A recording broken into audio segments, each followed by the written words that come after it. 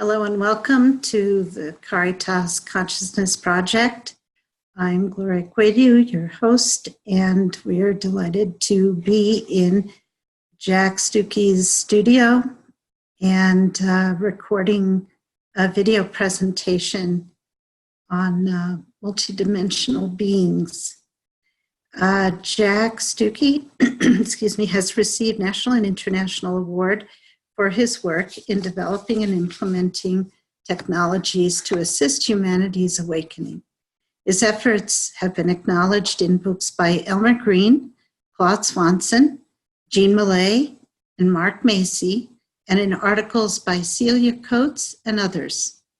The fractal beings that work with him communicate with love, compassion, and humor with the intention of accelerating mankind's rightful place within the Galactic Federation. I give you Jack Stucki. Here's Jack. Hello, it's so good to be with you. We're going to begin with a 5-minute meditation featuring the fractal art of Brenda Molloy, my overtone chanting, and Byron Metcalf on synthesizer. The fractal art and the overtone chanting are specifically designed with the intention of assisting us in our awakening. They stimulate the calming areas in the frontal lobes and also help the brain to stimulate in an area of gamma that enhances intuition. So relax and enjoy. Okay.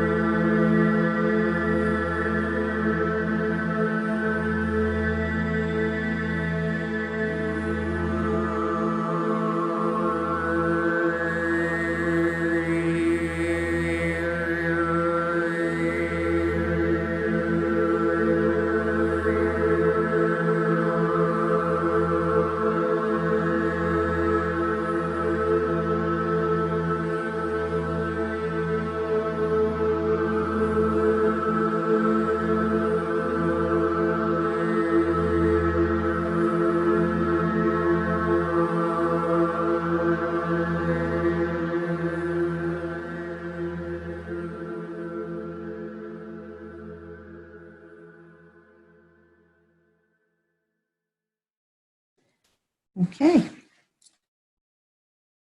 Back in the middle 90s, there was a friend of mine that was working as a volunteer in the Office of Alternative Medicine, which was founded by Wayne Jonas, the former medical director of Walter Reed Hospital. This was a device that came across their desk that was originally invented to balance the thermal layers in a room.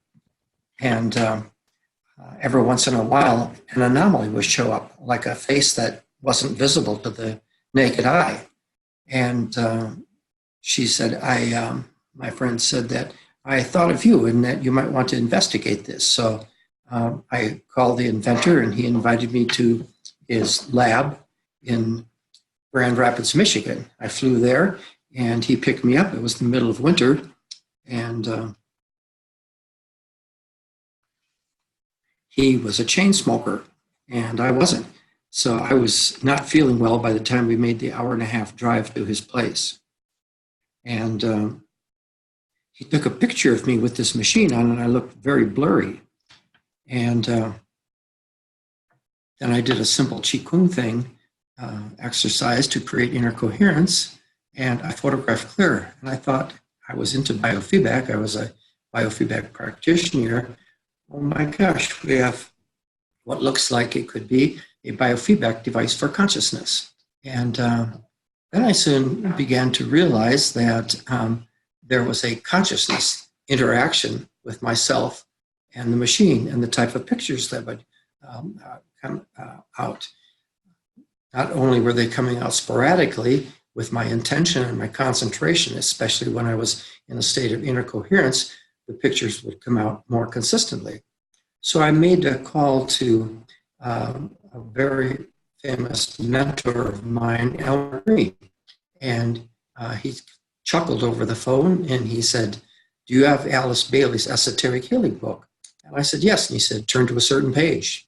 And it was 376 to 377. And this is the slide you're seeing. It says, "In connection with your query about the photography which concerns itself with departed souls, I would advise you that understanding of process will come from a study of photographing of thought forms. Along the line of thought photography and electrical equipment will come the solution. It is the thought of those on the other side and their ability to project thought forms of themselves, plus the providing of adequately sensitive plates or their equivalent, which will mark a new era in so-called spirit photography. People frequently are so preoccupied with the tangible instruments on this side of the veil that they neglect the factor of what must be contributed by the other side by those who have passed over."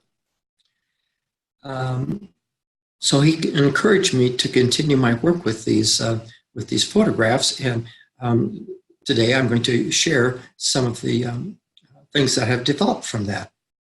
This is one of the machines that I'm currently working on. There are 3 plexiglass barrels, a 6-inch, a 4-inch, and a 2-inch. There's a Vogel cut crystal in about the area of the heart chakra in the device, and then other things are added to the device to disrupt the air. Dr. Claude Swanson thinks the machines, and I'm sure he is right, work on the physics principle of torsion. Torsion, the word was coined by a Russian physicist named Kozyrev. Torsion travels several billion times faster than the speed of light, going both forward and backward in time. And therefore, it's in the eternal now. So when I use intention, I can get pictures of previous lives or entities or members of a person's spirit family. This is the Vogel crystal that sits inside the Illuminator machine. That's what it's called. This is a water structuring device. My friend Paul Jensen is placing that crystal in. The crystal has been programmed to structure the water. The water is poured into the stainless steel bowl that you see on the top and goes through 7 circles of copper tubing, where it then comes into a flexible tubing, so the water comes into a container. The water is poured through there 3 times, and then it's put in a humidifier in the same vicinity that the Illuminator machine is. So The illuminator has two fans, one that's drawing in air at the bottom and one that's expelling the air at the top. So now the machine is drawing in air that's been structured for the specific purpose of helping the project that we're working on. We live in a very special place. We all live in special places. This is an outline of the mountain as you look to the right coming out of our cabin in the wet mountains, and the outline of the mountain. If you look at it, we call it the divine feminine, the lady lying on her back.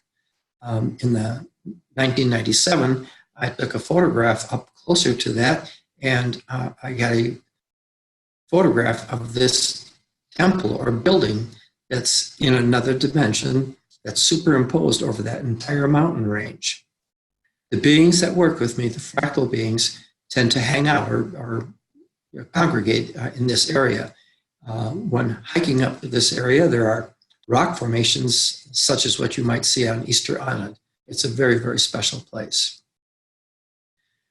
This young man was referred to me. He had multiple health challenges going on, and they couldn't figure out why. So I did a meditation on him in our medicine wheel. Here in this photograph, he's holding dirt from where he lives, and he photographs cloudy. Intuitively, I asked him to take a spoon, tablespoon, a baggie, and aluminum foil, and go outside where he lived and take a spoonful of dirt and put it in the baggie and wrap it tight with aluminum foil so the information wouldn't leak. Then, this is our medicine wheel. And this is a closer shot of the medicine wheel. I took a similar, I took a spoon, a tablespoon, and spooned some sand and dirt from the medicine wheel, put it in a baggie, and wrapped it in aluminum foil, and then brought it to the lab. In the first picture where he was blurry, he was holding dirt from where he lived. Here he's holding dirt from the medicine wheel, and he photographs clear. And if you look in the just right of center in the lower part of the picture, you see an anomaly. I assume that's one of the fractal beings that work with me. I asked the young man where he lived, and he said, my folks own a funeral home, and that's where I live.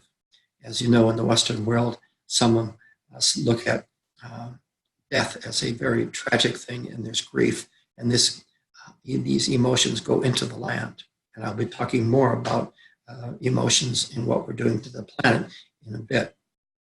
This young lady had numerous abduction experiences as a child.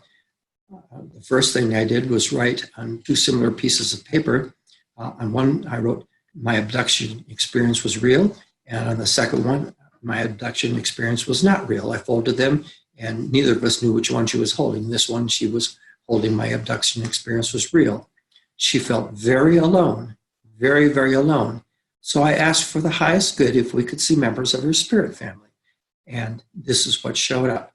Now, what we're going to do, my friend Bram Schaefer takes this into Photoshop, and he outlines the face, and then he desaturates the background, and you can see a gentleman. This happens to be an ascended master, what we used to call ascended masters. And here's another one on her face.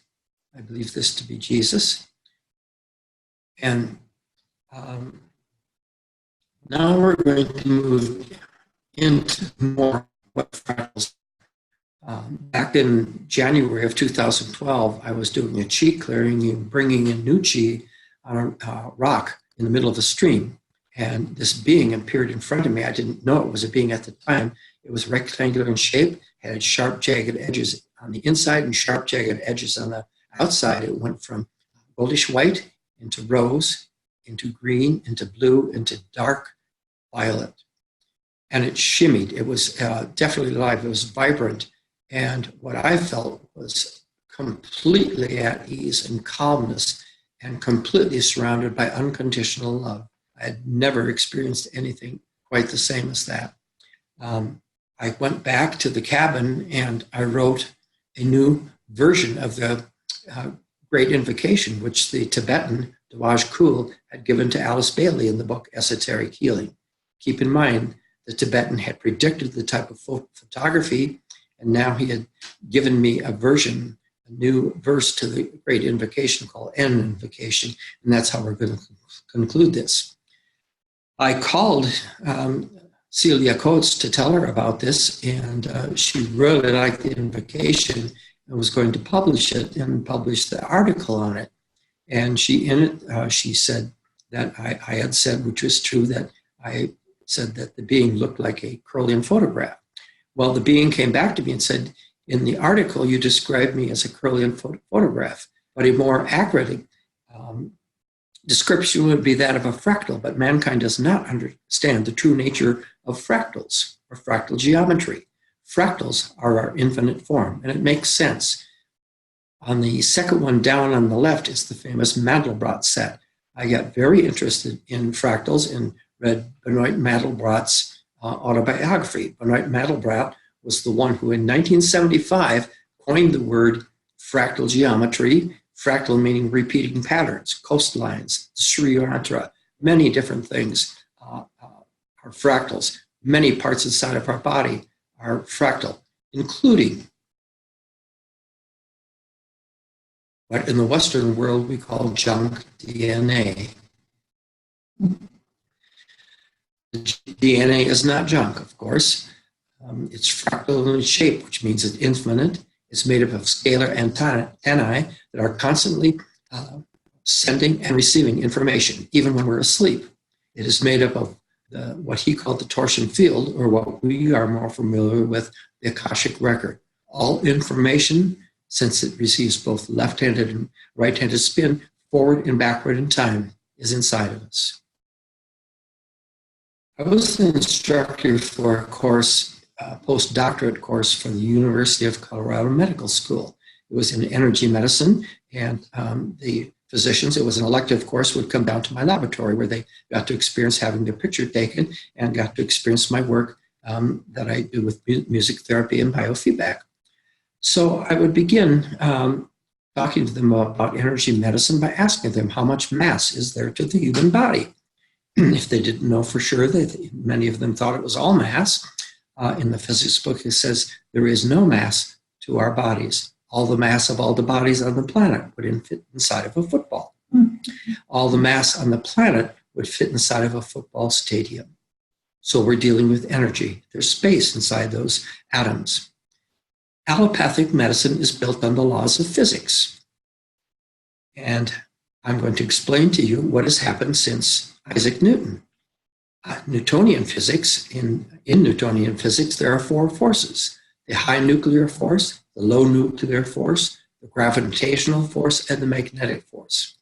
One of my mentors from the other side was a genius named Marcel Vogel. Marcel Vogel had no formal education. He channeled his physics and worked for IBM as a physicist. He had at least 50 patents, including the coding on compact discs. He called the fifth force love, which is partially true. To a great extent, it is true. Kozyrev called the fifth force torsion. Torsion can either have a right-hand spin or it can have a left-handed spin. In Claude Swanson's new book, he says that right-handed spin goes forward in time and left-handed spin goes backward. And what the beings have told me is that when we release thoughts of a linear logical manner, it's right-handed spin. And when they come with emotion and are nonverbal, it's a left-handed spin. And this would go along with traditions such as the medicine wheels, sacred circles around the world. Females would walk counterclockwise around the circle, males would walk clockwise.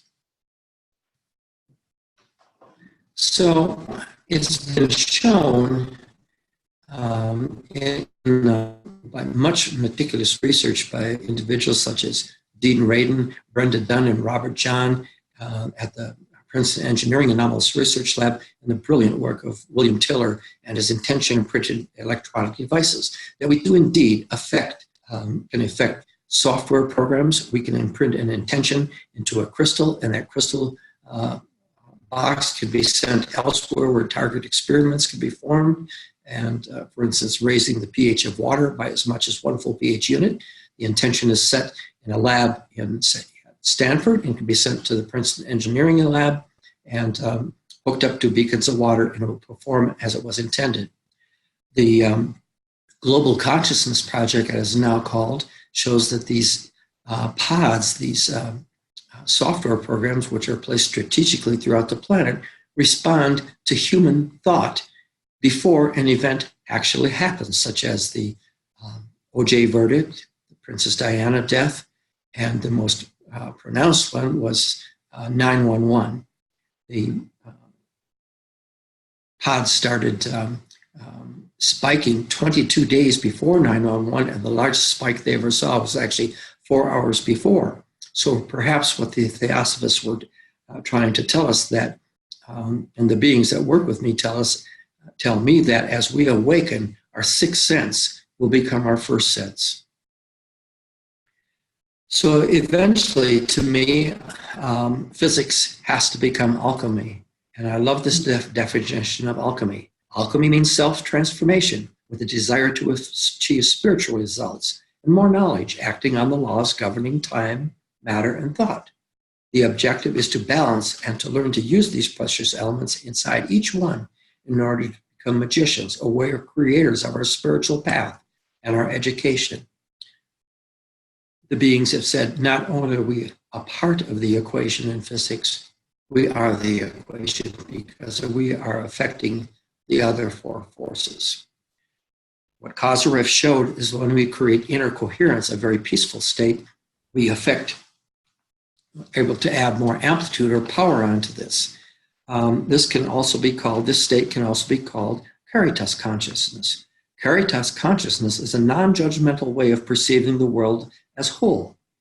In this state of mind, we refrain from blaming or engaging in negative emotions. Caritas consciousness evolves when we seek truth and wisdom and practice non-judgmental justice. We are released from the need to judge when our consciousness is informed by intuition, observation, and discernment for the purpose of gaining insight and clarity. Caritas consciousness is a commitment to multi-sensory practice guided by a holistic worldview, being aware that all human beings are interconnected. Caritas consciousness begins with awareness of our thinking and our emotions so that we can make choices consciously and responsibly and wisely. Caritas consciousness requires being open to the non-physical reality and the spiritual and mystery of the unknown. So we'll continue. One of the prisons that we are in is explained to me that by the beings is that our locus control in many facets of our life is external. In our physics, again, in the Newtonian physics model, we have an external locus control, talking about the four forces.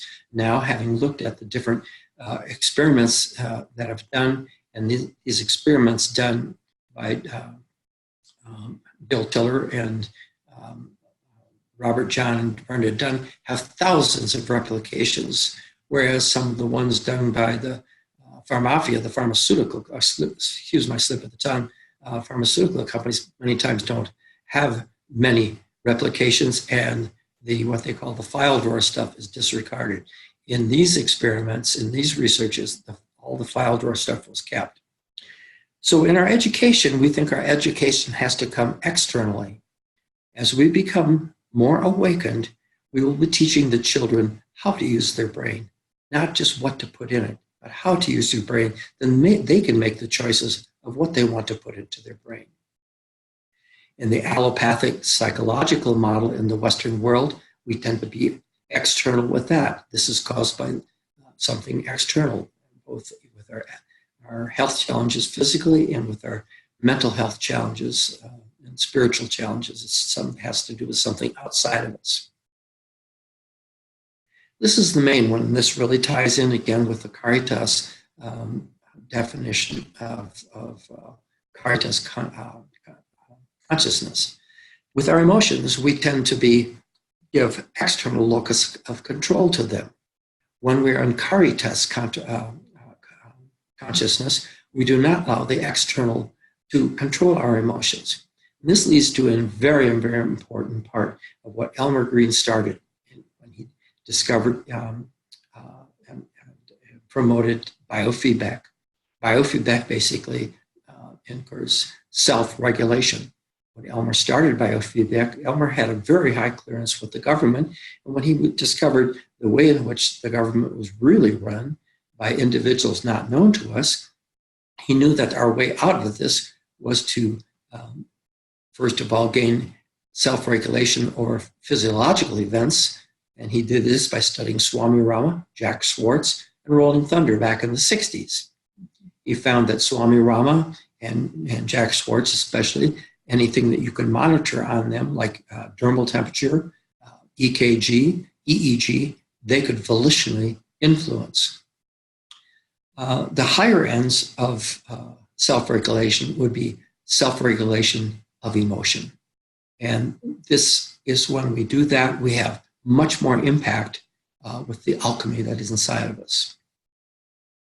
With our brain amplitude, we're mainly external locus controlled because we have put all our marbles into a zone called beta. Beta is one of 4 brain states recognized by the traditional EEG professionals. Beta is from 8 to 15 hertz and 15 to 45 hertz. And that's 15 to 45 hertz. And that is what we, in the old school, would call left brain thinking. Knowledge, analysis, reasoning, logic, analysis, balancing the checkbook, speaking to people, linear time, and linear thought. The other 3 brain states, alpha from 8 to 15 hertz, theta from 3 to 8, and delta 3 to down to about a half of a hertz, we use for sleep. In meditation, what we try to do is go down into these deeper states and be aware. When we're down in these deeper states, like the remote viewers had to learn, we produce harmonics or overtones in a zone way above beta called gamma. In the upcoming ISSSEEM Conference, Dr.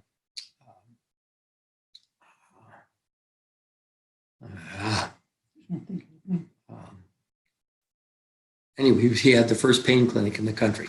I can't think of his name. But anyway, they're doing a pretty Norm Shealy, yes, thank you, and are doing a workshop on gamma and how to stimulate gamma. Again, the video and overtone chanting that you witnessed is a way to stimulate that also. And if you want to stimulate your own back home, try putting your hands on the top of your head and try doing overtone chanting. You take a tone like a ah, and you work with the teeth in the back, the tongue in the back of the teeth, and you change it from ah, and you can feel that vibrate in your head. If your intention is to decalcify the pineal gland, which is directly related to the opening of the third eye, don't be concerned if you're correct or not. Give it a try. Try different vowel sounds and do this as regularly as you can. This helps to stimulate the brain. Then gradually you'll find more of an awakening to your own intuitiveness. The other prison that's tied in with locus of control is that we're made to think that we are our brain. And what we're going to be teaching the children is that your brain is a very wonderful computer, but you are more than your brain. And you were here before you had this physical brain, and you'll be here after this physical brain has completed its duties. In our spirituality, in the Western world, and we're going to bring this in with the cross, we think that God is a white, bearded, Republican, Protestant male who prefers to be spoken to in English. And here's just a cartoon that I threw in. God at his computer with his finger on the smite button, whether it should drop the piano on this poor soul or not. This is my lab, which you're in right now. And you can see the console behind me, and I'm sitting on that black chair. And to the right of me is a music chair. The music chair has tactile transducers in it. And what that means is you don't hear them. They turn whatever is touching them into a speaker. bone conducts sound really, really well. So when people sit in this chair, I electronically tilt them back to a 51-degree angle. 51-degree angle is the angle that has been used in time travel at Damanhur and at Montauk. And it is the angle of the pyramids. It is the angle of Vogel-cut crystals, which are in these canisters. This is a Vogel crystal, and the female end, the receiving end, is at a 51-degree angle. What I do is I go into a light trance. When people are at that 51-degree angle, they both have earphones on so they can hear me on an audible level, but they feel my voice in every essence of their being. I intuit to find tones that will ease blockage, energy blockages in their body, even from previous lives, in their heart and wherever they might be. I also intuit to find certain tones using overtone chanting that will decalcify the pineal gland. People report feelings of well-being when they are, we call it getting jacked.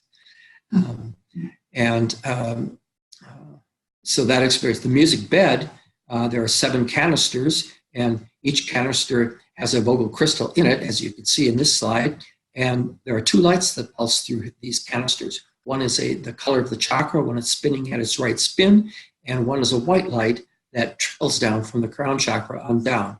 When we create Caritas consciousness or inner coherence, the chakras spin at the right spin. It's very interesting. I was raised fundamental Christian, and I was told that if I didn't understand anything in the Bible, that I should look it up in my dictionary. If I still didn't understand it, I could come to the pastor and he would explain it to me. Well, I came with 2 Timothy. It says here that we should pray without ceasing. And I looked it up in the dictionary, and that means that I can't do anything else with my brain. I have to pray continuously. Well, the minister said, it means pray a lot. Well, why did you tell me that the Bible is verbatim? I could tell when his neck started getting red and it was traveling upward. It was probably time to back off and go away. So I was reading in Revelations one time, and there was a short thing that said, "No one shall reach the kingdom of heaven till 144,000 is on the forehead." Well, Pastor, I couldn't find that in the dictionary at all. Could you tell me what that means? Because I want to go to heaven. Well, we don't know what that means. And so still don't read Revelations. Well, now, if we add up the hertz from the base up to the third eye, if you add up the hertz when we're creating inner coherence, Caritas consciousness, it adds up to 144,000. So perhaps heaven is not an external thing, but an internal thing available to us all the time. My goal is to carry that with me as consistently as I can. When we carry that consistently, we're praying without ceasing. And whatever we put our mind to is receiving these powerful torsion waves. So here now are some examples of how I use the Illuminator machine. In this picture, there's an Anglo lady. You can see her to the left of your screen.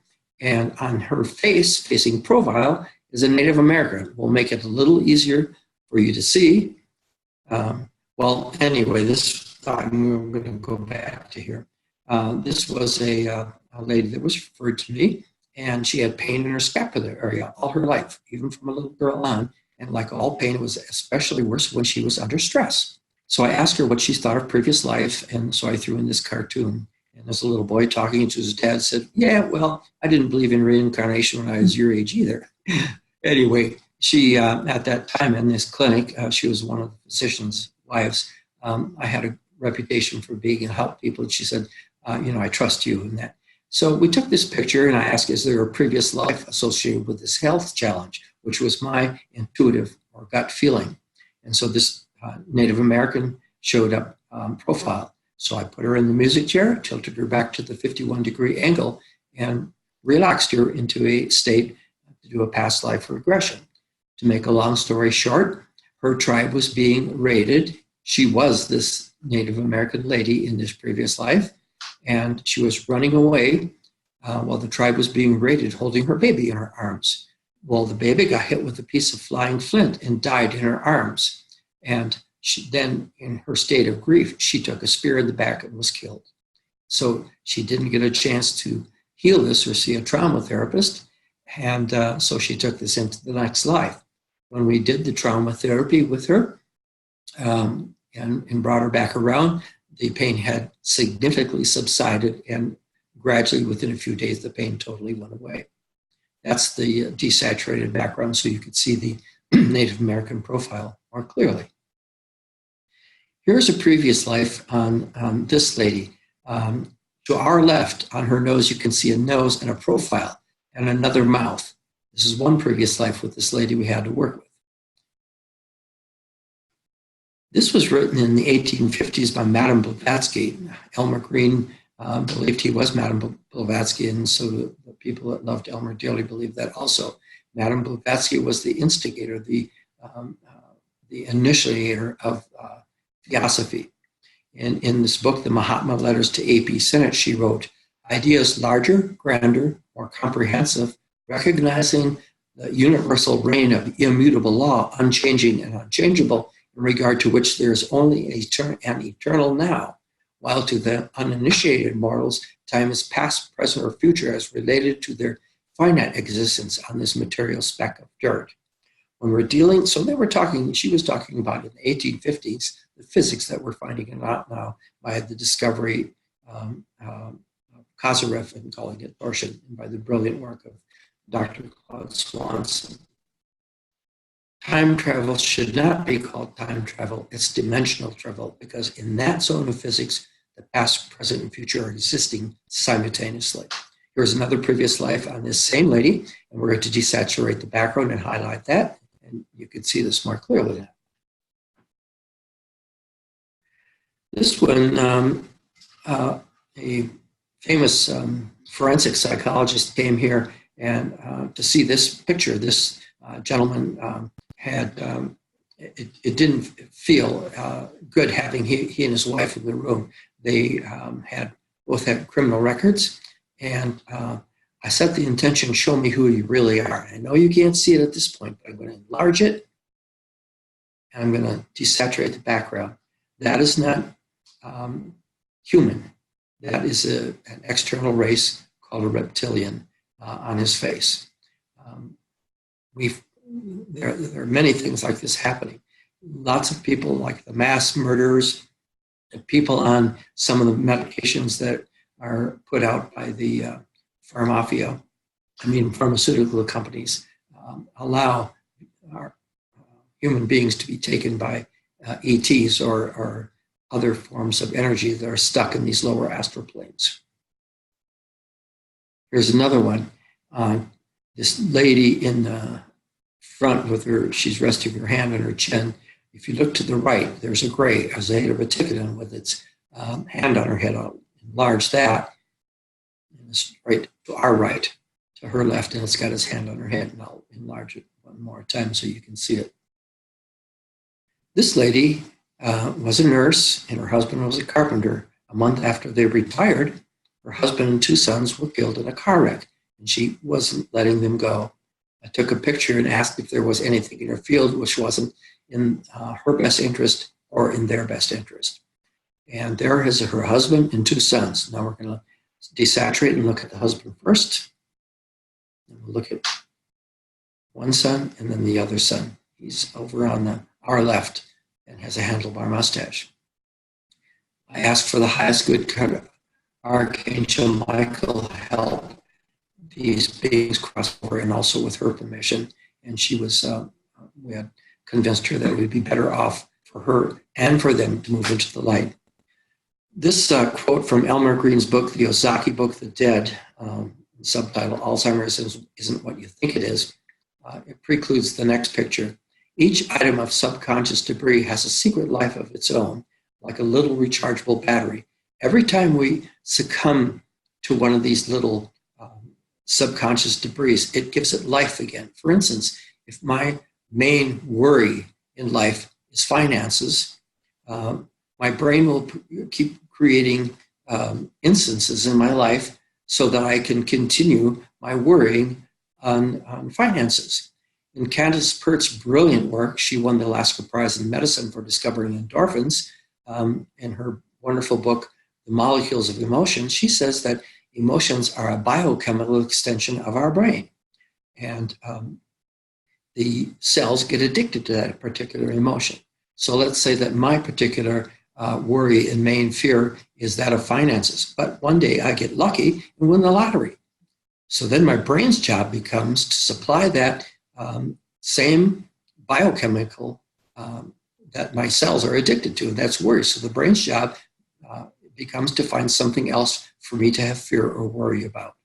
So we need to, these things that trigger our anger and our fears in our life, we need to heal them. And so we're not recharging them, and we need to self-regulate our emotions, the caritas consciousness. This is one of the more famous photos I had taken. In the background is a heart transplant recipient. In the foreground is the donor. And there we just desaturated and enlarged it. This lady had received a heart. She was a teetotaler. She played viola in the Colorado Springs Symphony. And after the heart transplant, she craved Harley-Davidsons and beer.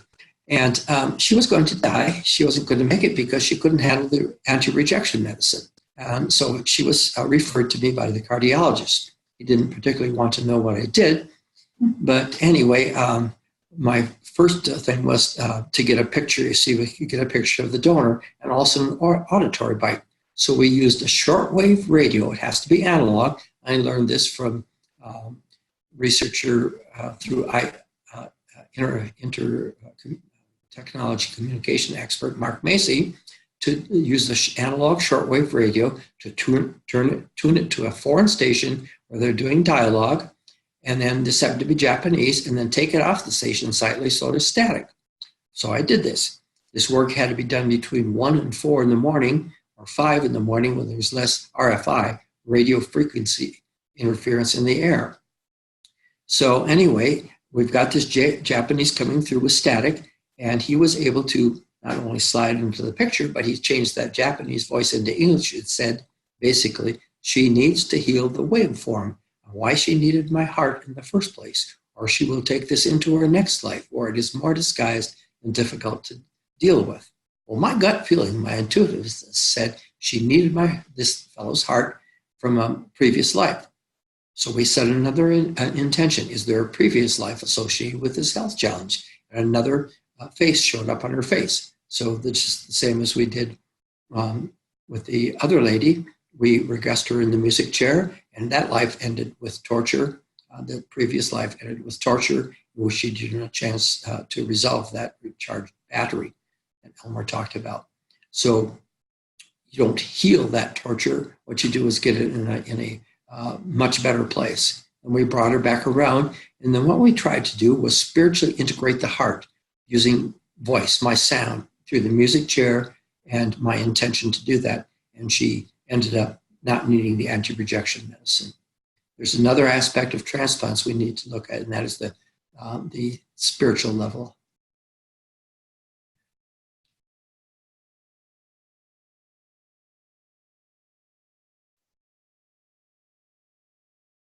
Okay, this lady in this picture was during her cycle happened to have her annual physical with her physician. She was very tweaked out emotionally, and to get her out of the office as quickly as he could, the physician prescribed Prozac for her. She looked up Prozac in her PDR and looked at all the side effects and decided to go to the herb shop. And she was a client of mine, and she talked to the lady, and the lady said, well, why don't you try this? It's called Protrac. It's an herbal Prozac, but it doesn't have any of the side effects that the Prozac has. So here she's holding the Protrac, and she photographs clear. Here she's holding the Prozac. And it dumbfounded me, because usually when it's a yes or no question, I either get a cloudy picture or a clear picture. But here this dark-skinned lady shows up. There, we desaturated the back so you can see it. So there's a well-known psychic channeler in Sedona named Harvey Grady. And we were friends, and another friend, a physician, paid for my wife to go down and visit him. ask a number of questions that I had about the photography. With this particular question, I asked him, how could this happen? And here's the answer we got from R.V. Grady. And he channels a group called Monitor, part of the spiritual hierarchy. In case of the image where the woman appears with the dark skin, the presence of a member of that person's spiritual family is noted.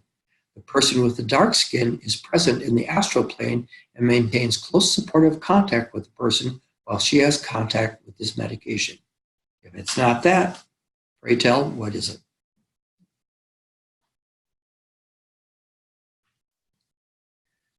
This lady was in a chemical spill at a large brewery in Colorado, and her suit in this vat she was cleaning out was not properly fastened, and she radioed that she was starting to pass out. One fella came down to try to rescue her without a suit. He was climbing up the ladder, holding her, carrying her, and he passed out and died and dropped her to the floor. Another fellow came down with a suit on, and it wasn't fastened as well as hers was, and he picked her up and started taking her up the steps, and he too passed out and dropped her. Somehow they got her out and she lived. And she was legally blind. She had hepatitis C. She had seizure after seizure after seizure after seizure, and cluster headaches and migraine headaches and many other health challenges going on. There were at least over 12 physicians that had worked with her who were not communicating to each other. And as a music therapist, one of the first things I did, I went down her list of medications and found 2 that were causing the seizures. One by one, we were able to reduce the medications as she became more spiritually awakened. As she started to get better, I got a call from one of the brewing member family members, and he said she was dearly loved at this brewery. And he said, if you want to work with her the rest of her life, every day, I will pay for it personally. Well, we didn't need to do that, but we needed to do a lot of work. One of my gut feelings is that there was a previous life involved in her healing process that we had to look at. Here are the 2 fellows that died trying to rescue her. The lower one has got a large red beard and a mustache. The one up above has a handlebar mustache. Perhaps you can see that. Here is her in a previous life that we had to deal with, and we did by regressing her and dealing with that. Here she is several years later. I worked with her 5 days a week, and then 3 days a week, and then finally once a week, and then we were able to tape her off. Here she is off all her medications. She's able to see and drive, and she made it through the hepatitis C, taking the interferon injections. And what I had her do with that, and I got this from meditation, and you can feel free to use this technique, was she would hold the syringe and go into her state of inner coherence, which she mastered. She mastered being able to go into a deeper state and being aware. So she took integral part in her own healing process, but she would hold the syringe before she did the injection of interferon and hold the thought, I retain only that which is in my highest interest. Then she would do the injection, and then there was a little sign in her bathroom to remind her that when she was in the bathroom eliminating, she would have the affirmation, I'm removing anything that is not in my highest interest. And she made it through the interferon injections with very little side effects. She took this picture of me, and you can see those little white dots on both sides of my head. I had long hair back then, and you can see a couple more dots. One is in the plant and one up next to that picture. Those, I learned later, were the fractal beings that were working with me. I needed all the help I could get. This is an interesting one. And Gloria, the 2 people in this picture are the ones, he's got a green shirt and she has a scarf on, were the ones that from Memphis that streamed into the program. So hi, Bert and Wanda, my dear friends. And they were hosting this conference in 2002, and their theme for the year is called the Council Grove Conference, which is an invitational conference that Elmer started in the 60s. The first members were Stan Groff and Swami Rama, Rolling Thunder, Jack Schwartz, and so on. Well, in 2002, the theme was Walking the Divine Path. And I wanted to show this this banner up there because there are no faces in it. And this one will boggle your left brain. One of the speakers was a man named Ted Williams, a Native American medicine man. He's also an outstanding storyteller. If we had him on here just reading the phone book, you'd have tears coming out of your eyes because of his voice. Well, now if you look at the banner, you see other faces. Well, here's what happened. In 2005, again, this is 2002. In 2005, Ted passed. And when I took these photographs, I took 3 of them. There were nothing on these pictures. There were physicists there. There were medical doctors there. The Dalai Lama's personal physician, Elmer Greene, was there. And they all saw these photographs. There was nothing on them. So I didn't scan them. I just stored them. And because we loved Ted so much, I saved the pictures. Well, after he passed, I got out his pictures just to spend time in meditation. And these faces showed up above him. So I called Elmer and asked him, I told him what had happened. He sort of grinned. I could see him grinning in my mind's eye because he always did. He has this very fast grin from ear to ear. And he said, well, you didn't scan the pictures, did you? I said, well, no, Elmer, there was no reason to scan them because there was nothing on them. And he said, well, if you had scanned them, they'd still be the same. And here's the analogy he used. Way back when we had the old reel-to-reel tape recorders, there were 5 remote viewers, Ingo Swann, Joe McMonagle, Skip Atwater, and a couple others that had made a reel-to-reel tape. This is an intentional experiment. They put some audible physics equations on the tape. 5 cassette dubs were made from the original. 1 of the dubs was listened to. 4 were kept in a Faraday cage, as was the reel-to-reel. The remote viewers then, when I say went back in time, you understand I'm talking about torsion. They changed dimension to the original spot where they created the reel-to-reel tape and changed some of the equations. Now, the 4 cassettes that weren't listened to had the change. The one that was listened to didn't have the change. Now, your left brain cannot possibly wrap around that. At least mine can't. Moving right along. Now, this picture, this photograph is in Claude's new book, and he talks about how fractal beings make physics sense. This was taken in Christmas back in the 90s, and on the lower right is one of the fractal beings so loud. This was taken with the illuminator machine on, and you see the rest of the room is going in coherence, but there's this fractal shape, and we'll bring it out a little bit more so you can see it. This is the waterfalls. It's a sort of horizontal waterfalls. Rock outcropping there is where I stand to do my chi clearing every day and bringing in new chi. When I finished again, I opened my eyes and there was this fractal in front of me. And again, I felt in a state of awe and totally engulfed in indescribable unconditional love. And went back to the cabin and wrote down this new verse to the Great Invocation. So I began studying fractal geometry. I read Benoit Mandelbrot's autobiography and studied the different ways in fractal geometry had been used. As a child, he was able to solve unsolvable problems. His family, all famous mathematicians, uncles, granddad, his mom and dad, both famous, world-class mathematicians, could not solve. He could solve in his head. Unbeknownst to him, he was using fractal geometry. So then I started getting contact with folks who had also experienced seeing fractals. This one is from Brad Steiger in his book called Real Ghosts. Brad had a near-death experience, and this quote is from his book. When the sorrow of earthly separation impinged upon my newly extended consciousness, I was shown something that I can only describe as a series of brilliant geometric designs. It was as if these colorful patterns were somehow a part of the great tapestry of life. My ability to perceive these figures illustrated the order and the rightness of existence. Viewing these geometric designs completely removed my fear of death and allowed my spirit essence to move closer to the light. At the same time, the light appeared to be intelligent and to manifest a kind of benevolent presence that brought me immense peace and tranquility.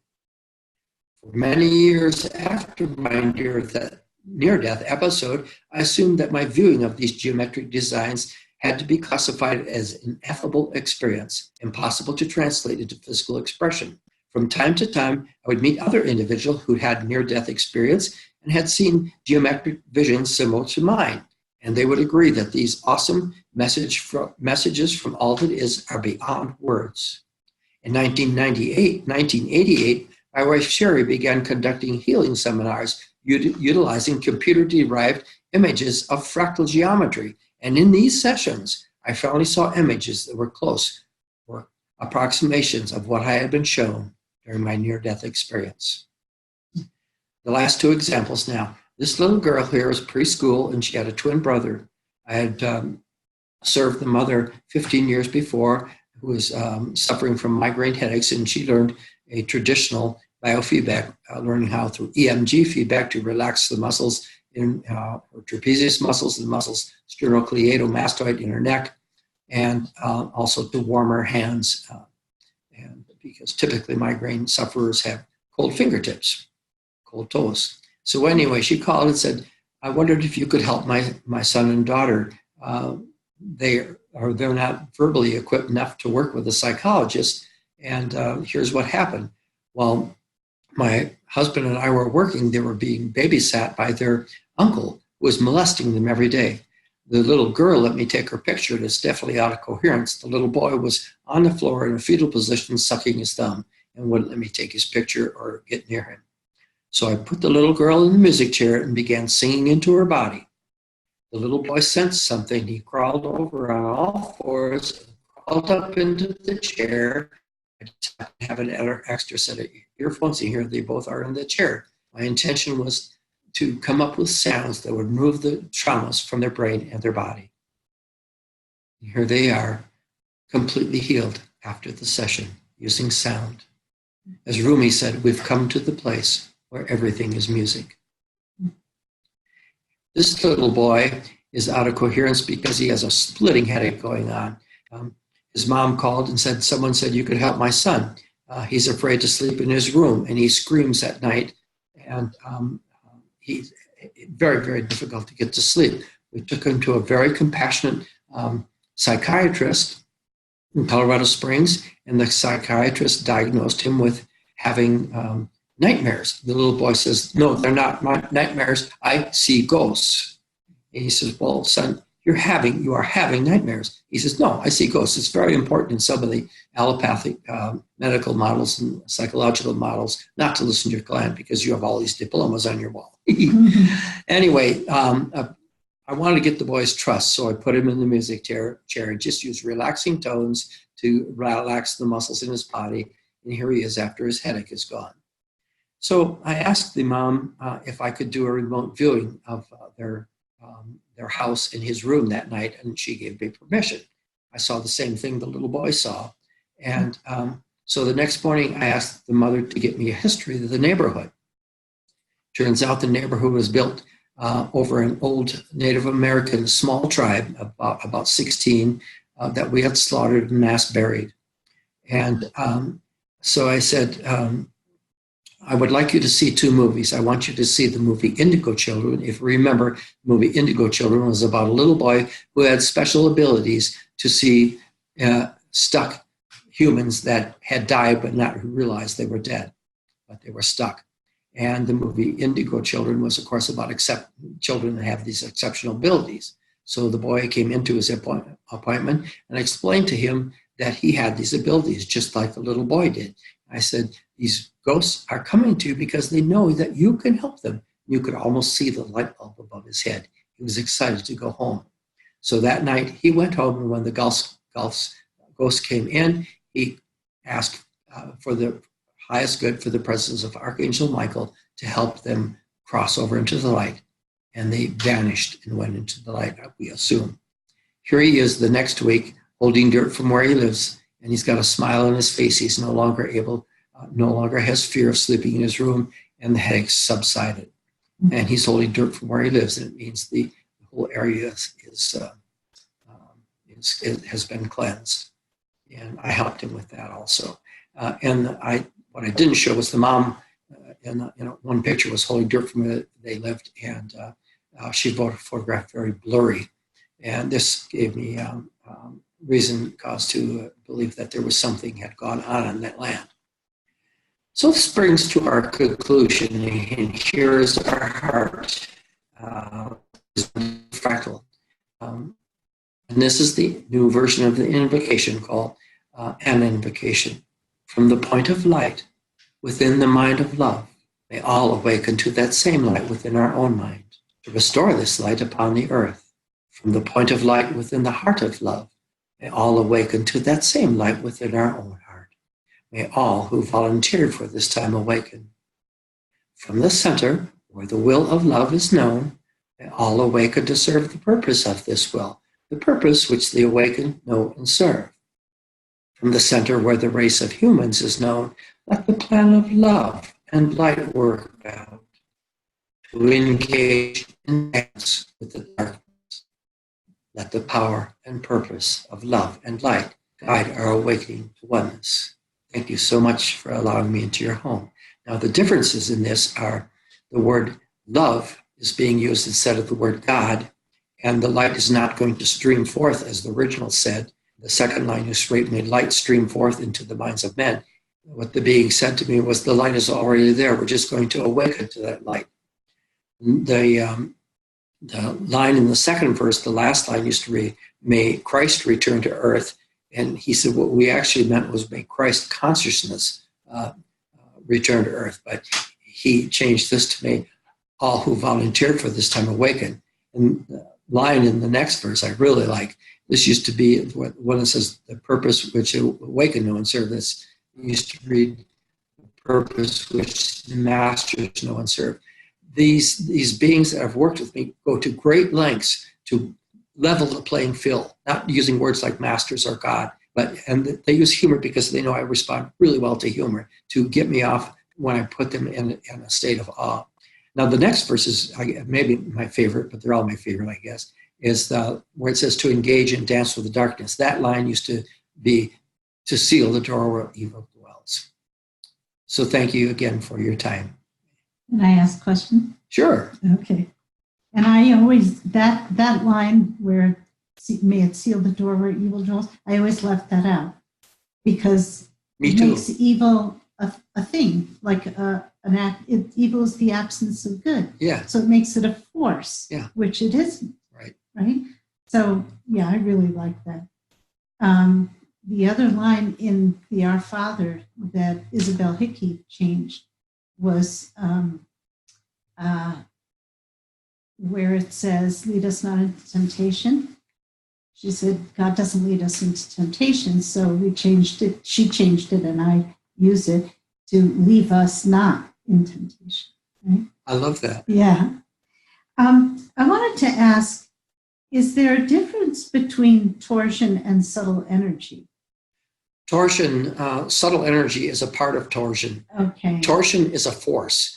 A force is defined as something that can act on some other element. Mm-hmm. Subtle energies describes a field such as Reiki or healing touch or Qigong. They are different, but they kind of incorporate the other. So all subtle energy is torsion, but not all torsion is subtle energy? Correct. Okay. And could you say any more about the time travel being dimensional travel? I really resonate with that. Yes. We look at time as being linear. Mm-hmm. And what the beings told me is we have created linear time by constant use of only our left brain, beta, in which there is linear time. He said, you have created linear time, so you need to deal with that. When we're dealing with what you call time travel, we are dealing with torsion. And again, torsion is the universal now that Madame Blavatsky talked about in the 1850s. And again, torsion travels several billion times faster than the speed of light, meaning it goes forward, both forward and backward in time, the universal now. Mm-hmm. And so, like when we do distance healing, we are, the way I've always looked at it is we are transcending the space-time continuum because it isn't subject to time or space. Exactly. The person can be across the universe, across the world, right? And it's immediate. The effect is immediate. Correct. And so I used to see it as a merging. And then I realized it's not so much a merging. It's going to the level where we're always merged. Correct. We're Oneness. already merged. Oneness. Right. And I was thinking when you were talking about the tape that was listened to didn't change. Right. I've read about experiments where if the thing is observed, like with REG machines, right? Correct. If it's observed, then they can't change the Correct. past. But if it's not observed, then it can change. Correct. So wouldn't that explain that? Correct. Yes, Yeah. it would. The mere observation of something changes it. Yeah. So when they talk about two-tailed or double-blind crossover studies in the pharmaceutical companies, there is no such thing because of the experimental Exactly. experimenter contamination. And bias. Yes. Right. Yes. Because it's the very companies that are manufacturing this that are doing the experiments in the research because they can afford to. Correct. And the FDA accepts it. Yes. Yeah. Okay, so let's see. I love what you said about Caritas consciousness for obvious reasons. We are the Caritas Consciousness Project. Yeah.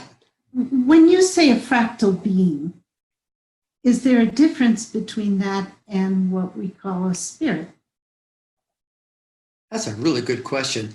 Fractals, what the Tibetan has explained to me, is our infinite form. So I think, they can still take on a physical looking form, as in that one picture of the young lady with two, what we used to call, and I say you can still call them ascended masters. They make fun of me if I call them ascended masters. For instance, Archangel Michael likes to be called Mike. And this is just very personal because they used humor with me because my left brain was so brought up in fundamental religion and that and I tried really hard, and I tried really hard to be educated. I was put in the dumb class because there was a part of me that was stubborn that could not learn the Western way of learning and just regurgitating things. Yeah. And now I look back and it wasn't a curse, it was a blessing. Yeah. So the fractal being could be called a spirit. In a way, yes, it could be. It's our infinite again, form. all spirits are fractal beings at their core. Yeah. But not all fractal beings necessarily are spirits, or yes. And there's a difference between spirit in my vocabulary. There's a difference between spirit with a small s and spirit with a capital S. Correct. The capital S is that divine part of us, if for lack of a better terminology. The spirit with a small s is just us, personality, ego, everything without a body. Yeah, so the ones that the little boy saw were not in fractal form. They were stuck. And so they had a form, and he had seen like maybe Casper the Friendly Ghost or something like that. But that's the way they appeared to him. And that's the way they appeared to me when I remote viewed their place. I remote viewed it through his eyes, the way he saw it, not through mine.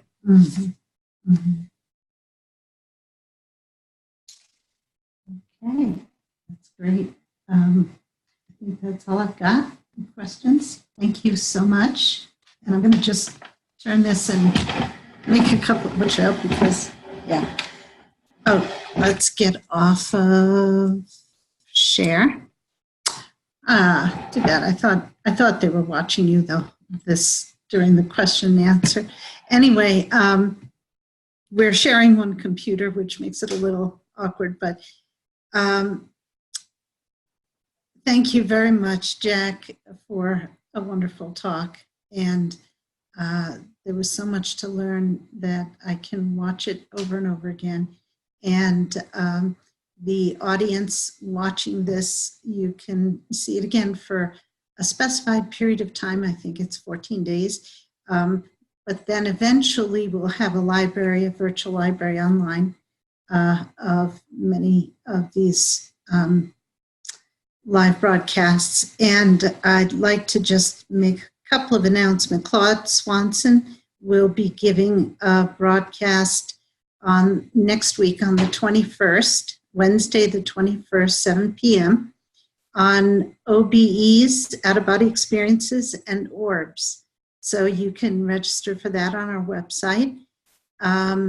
Also, Dean Radin will be doing a live broadcast for us on the 30th of this month.